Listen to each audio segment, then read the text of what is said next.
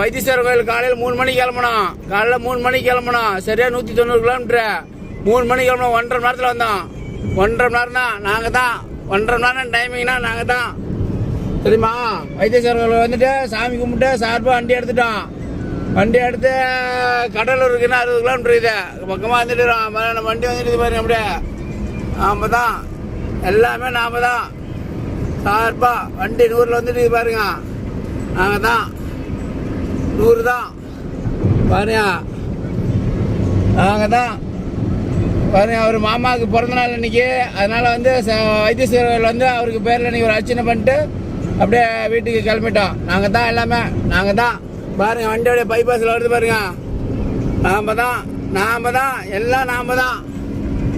வண்டினா நாம தான், எல்லாமே நாம தான் பாருங்க. வண்டி அப்படி வருது பாருங்க.